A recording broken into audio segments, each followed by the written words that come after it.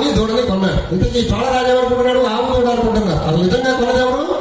బ్రహ్మని శివుడిని కొన్నారు ఆయన. అంటే ఆవు అనేటువంటిది చాలా పవిత్రమైనటువంటిదండి. ఆవు గురించి మనకి సబ్జెక్ట్ వచ్చింది కాబట్టి కొంచెం చెప్పుకుందాం ఆవు గురించి. ఆవుని బ్రహ్మగారు సృష్టించాలి.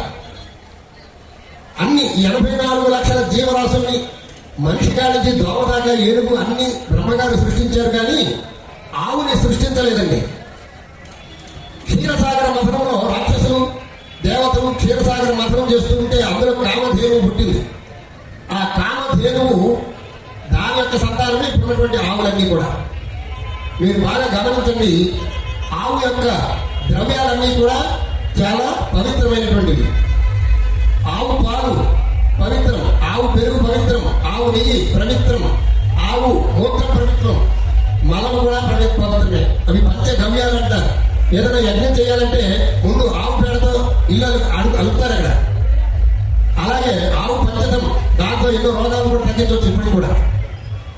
అందుకే వైద్య శాస్త్రంలో ఆయుర్వేద వైద్యులు ఆవు నెయ్యిని వాడతారనమాట. ఆవు నెయ్యి అంటే సామాన్యమైన ఆవు అనుకోకండి. ఆవు అంటే దేశవాళీ ఆవు అయి ఉండాలి. అది ప్రతినిత్యము పచ్చగడ్డి, ఎండుగడ్డి, దాటింపు పొట్టు ఇవి తినేదే ఉండాలి. అంతేగాని ఏది పడితే అది తినే ఆవులు అవి మంచివి కాదని మన పెద్దవాళ్ళు చెప్తున్నారు. ఇప్పుడు పూర్వకాలం ఏం చేసేవాళ్ళు అంటే ఆవుకి పచ్చగడ్డి, ఎండుగడ్డి, తవుడు, చిట్టు ఇవే పెట్టేవాడు. కానీ ఇప్పుడు ఏం చేస్తున్నారంటే మన వాళ్ళందరూ ఇడ్లీలు, దోశలు మనం తినేవన్నీ వాటిని పెడుతున్నారు. అలా పెట్టకూడదు, అది మహాపాపం. మనకి ఆవుకి పెట్టాలనుకుంటే పచ్చిగడ్డి కానీ, ఎండుగడ్డి కానీ, తవుడు కానీ, చిట్టు కానీ వేస్తేనే మనకి పుణ్యం వస్తుంది. ఏది పెడితే అది పెడితే పుణ్యం రాదు. సరే, ఆవు నెయ్యి చాలా పవిత్రం అండి. నేను స్వయంగా అనుభవించి చెప్తున్నాను. ఒక మంచి విషయం మీకు చెప్తాను, మీకు చాలా ఉపయోగపడేటువంటి విషయం చెప్తాను, వినండి. నాకు 5-6 సంవత్సరాల క్రితం ఇస్నోఫిలియా అని ఉండేది నాకు. అంటే ఎప్పుడు కూడా జలుబు చేస్తూ ఉండేది. కొంచెం చల్లగా తిరిగితే జలుబు చేస్తూ ఉండేది. తుమ్ములు, దగ్గు ఇవంతా చాలా ఇబ్బంది పడిపోయేవాడు. ఎంతో మంది డాక్టర్ల దగ్గరికి వెళ్ళారు, ఎన్నో మందులు కొన్నారు, ఎన్నో మందులు వాడాను, ఏం తగ్గలేదండి. ఇలా పుస్తకాలు చదివేస్తుంటే ఒక పుస్తకంలో ఆవు నెయ్యి వాడితే జలుబు తగ్గుతుందని రాసి ఉండడం చదివానండి. ఇదేదో బాగుందని చెప్పేసి నేను గో సంరక్షణశాలకు వెళ్ళి ఆవు నెయ్యి 1 కేజీ తెచ్చుకొని రోజు కూడా ఒక 2 చెంచాలు వాడటం మొదలుపెట్టాను. 30 రోజులు వాడానో లేదో నాకు జలుబు తగ్గిపోయింది. ఇదేదో బాగుందని చెప్పేసి ఆవు నెయ్యి కంటిన్యూ చేస్తాను. ఇప్పుడు కూడా ఆవు నెయ్యి 60 రకాల రోగాలు రాకుండా చేస్తుందని వైద్యశాస్త్రం చెప్తుంది అనమాట. ఆవు నెయ్యి అంటే అంత పవిత్రం. దేశవాళీ ఆవు నెయ్యే ఉండాలి, జెర్సీ ఆవు నెయ్యి పనికిరాదు. ఏ గోశాలలో వెళ్ళి మనకు చక్కగా స్వచ్ఛమైనటువంటి నెయ్యిని అమ్మేప్పుడే తెచ్చుకోవాలి. మనం ఆవు అంత శ్రేష్టమైనది అనమాట.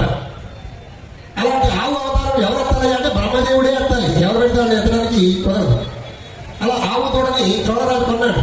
చోళరాజు భార్య ఉంది, ఈ ఆవు పాలు నా పిల్లలకి పెడతారు, ఆరోగ్యవంతులుగా పెరుగుతారని చెప్పేసి ఆవిడని అక్కడ ఆవును కాచేవాడు ఉంటాడు కదా గోపాలుడు, ఆయన పిలిచి, నాయన ఈ ఆవు దూడని కొన్ని కోట్లు పెట్టి కంపెనీ రత్నాలు ఇచ్చుకున్నాం, దీన్ని చాలా జాగ్రత్తగా చూడు సుమా, ఎక్కడికి పారిపోకుండా చూడు, జాగ్రత్తగా చూడు అని జాగ్రత్తగా చూడమని చెప్పి ఆ పశువుల కాపరికి అప్పచెప్పారు గొల్లవారికి.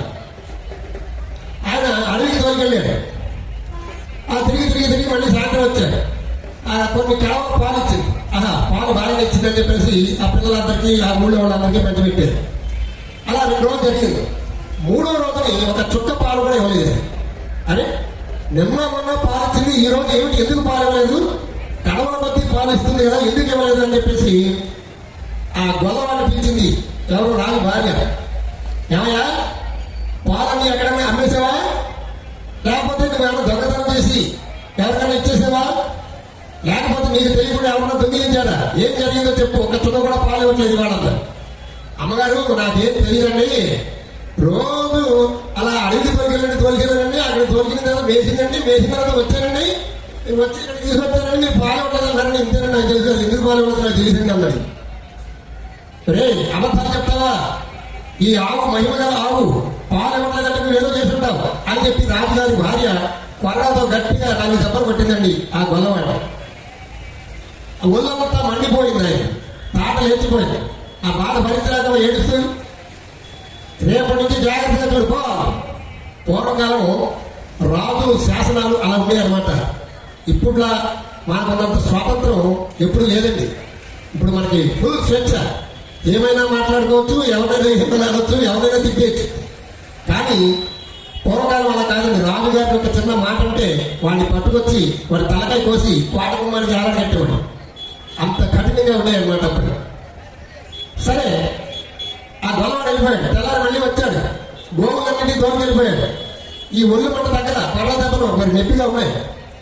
సరే, నిన్న ఓ ఆవు నన్ను ఇన్ని కొర్ర దెబ్బలు కొట్టిస్తావు, నువ్వు నీ సంగతి తెలిస్తే ఇలా ఏం జరుగుతుందో చూస్తానని చెప్పేసి దాన్ని కనిపెట్టుకునే ఉన్నాడు. ఆ ఆవు కూడా ఎక్కడికి వెళ్తున్నాడు, చెట్టు చాటు చూస్తున్నాడు ఏం చేస్తుందని.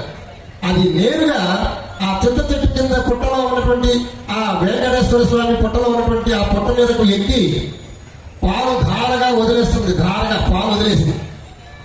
ఆ పాలతో ఆ పుట్టలోంచి కింద శ్రీనివాసుడు తపస్సు చేసుకున్నటువంటి శ్రీనివాసుడికి అభిషేకం జరిగిపోయింది. ఆ పాలు తాగుతూ ఉన్నాడు శ్రీనివాసుడు.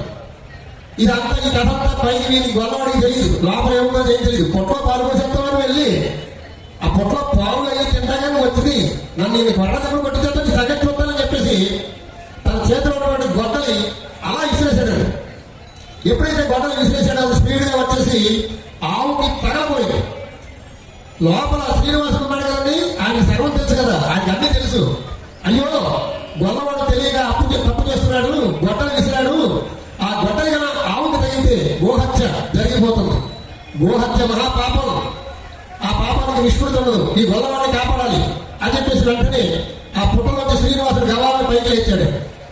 ఎప్పుడైతే పైకి లేచాడో ఆవు పక్కకి వెళ్ళిపోయింది. శ్రీనివాసుడు పైకి వచ్చాడు. ఆ గొడ్డలు వచ్చి శ్రీనివాసుడికి తగ్గింది. నెత్తి మీద బాగా దెబ్బ తగిలింది, కన్నం పడింది, రక్తం ధారలాచింది. అంత రక్తం అయిపోయింది. రక్తం, ఆ పుట్ట మీద రక్తం, ఆ చుట్టుపక్కల ప్రాంతాలంతా రక్తం అయిపోయింది. వెంటనే గొల్లవాడు గబగబా ఏమిటి ఈ పుట్టలోకి ఎవరో మంచి వచ్చాడని చెప్పేసి గబగబా వచ్చాడు. వారి నీచుడా, ఆవును చంపడానికి ప్రయత్నిస్తావా అని చెప్పేసి ఆయన శపించాడు. వెంటనే ఆయన ప్రాణం వదిలేసి పడిపోయాడు గొల్లవాడు. గొల్లవాడు చనిపోయాడు. ఇక్కడ ఒక ట్విస్ట్ ఉంది. ఈ గొల్లవాడ మళ్ళీ ఆకాశరాజుగా నెక్స్ట్ జన్మలో పుడతాడు. వెంకటేశ్వర స్వామికి మాయగారు అవుతాడు. ఆయన గొల్లవాడగా బ్రతకవలసినటువంటి అవసరం తీరిపోయింది. ఇంకా రాజుగా బ్రతకాల్సినటువంటి టైం వచ్చింది కాబట్టి ఆ శ్రీనివాసుడి చేతిలో చనిపోయాడు. సరే, ఇదంతా ఆ గొల్లవాడు చనిపోయాడు, పడిపోయాడు. అక్కడ ఉన్నటువంటి వెంకటేశ్వర స్వామి ఎవరికీ కనపడలేదు. ఈ ఆవుతుల రూపంలో ఉన్నటువంటి శివుడు, బ్రహ్మగారు వెళ్ళిపోయారు. ఇదంతా రక్తసిద్ధమైపోయింది. పుట్టంతా రక్తం అంతా, ఆ ప్లేస్ అంతా రక్తమైపోయింది. అక్కడ గొల్లవాడు చనిపోయాడు. అక్కడ వాళ్ళందరూ చూసి రాజుగారికి వెంటే వర్తమానం పంపారు. అయ్యా రాజా, మీ గొల్లవాడు అక్కడ చనిపోయి పడున్నాడు, మేము వెళ్ళి చూడండి అన్నారు. వెంటనే వచ్చేసాడు. రాజుగారు వచ్చారు. అక్కడ చూసేటప్పుడు పుట్టంతా రక్తం, గొల్లవాడు చనిపోయి ఉన్నాడు. అక్కడ ఏం కనపడట్లా, శ్రీనివాసుడు కనపడదు, ఎవరు ఏం కనపడతలా. ఆ రక్తము, ఆ పుట్ట, చనిపోయినటువంటి గొల్లవాడు కనపడుతున్నాడు. అయ్యో ఏంటి ఇలా ఉందని చెప్పేసి అనుకుంటే వెంటనే అక్కడ వెంకటేశ్వర స్వామి ప్రత్యక్షమయ్యి, నువ్వేనా చోళరాజుని, నేను శపిస్తున్నాను. ఈ ఆవును చంపడానికి ఈ కథంతరికి కారణం నువ్వు కాబట్టి నువ్వు భూతమైపోగా కానీ భూతంగా శపించేశాడు. అయ్యా, నేను తెలియక చేశాను, నేనేమో తప్పు చేశానా? ఆ గొల్లవాడు ఏదో చేశాడన్నా.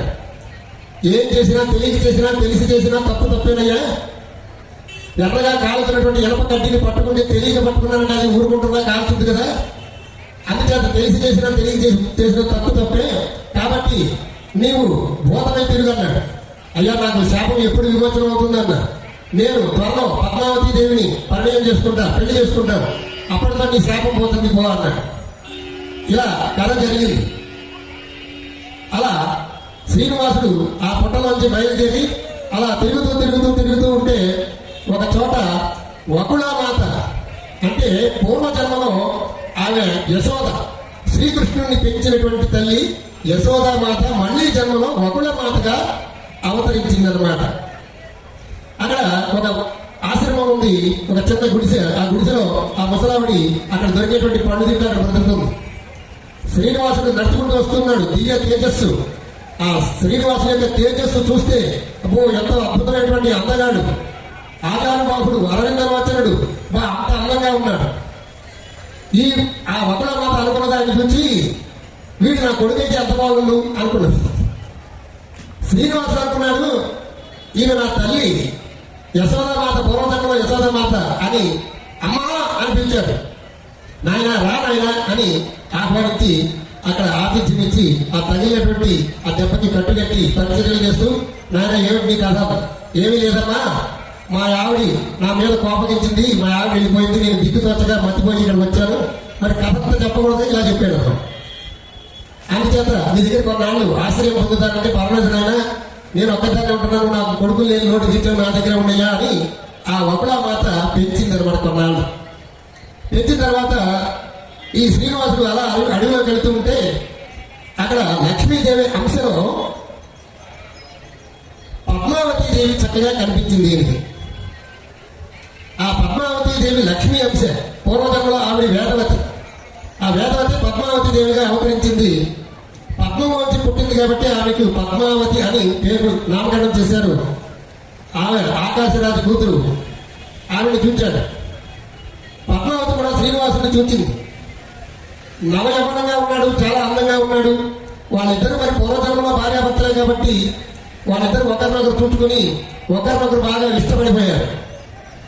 సరే, ఆ పద్మావతేమో ఆకాశరాజు కూతురు, రాజు కూతురు. శ్రీనివాసుడేమో మామూలు సామాన్యుడు. ఎలా పెళ్లి చేసుకోవడం ఎలాగా అని చెప్పేసి ఇంటికి వచ్చి దిగులుగా కూర్చున్నాడు. అప్పుడు తల్లి వకుళమాత అన్నది, ఏంటైనా నేను దిగులుగా ఉన్నా ఏంటయ్యా అంటే, ఇలా పద్మావతిని ఆకాశరాజు కూతుర్ని చూచాను, ఆమె చాలా అందంగా ఉంది, నేను పెళ్లి అంటూ చేసుకుంటే ఆవిడే చేసుకున్నాను, నేను పెళ్లి చేసుకుని ఎవరిని చేసుకోను అన్నాడు. అయ్యా, ఆకాశరాజు అంటే మాటల ఆయన పెద్ద రాజు, మనం సామాన్యులు పేదవాళ్ళం, మనం నీ కూతుర్ని మనకి ఇవ్వు అని అడగడానికి కూడా మనం సరిపోం కదా, ఏం చెయ్యాలి? ఏం అక్కర్లేదమ్మా, నువ్వు వెళ్ళి అడుగు, వాళ్ళే ఇస్తారన్నారు. సరే, ఇంతలోనే శ్రీనివాసుడు ఒక సోది అమ్మ వేషంలో వెళ్ళి అక్కడ పద్మావతి దేవి ఆకాశరాజుకి, ఆకాశరాజు భార్యకి అక్కడ సోది చెప్పాడు అనమాట. త్వరలోనే ఒక మన్మధుడు లాంటి యువకుడు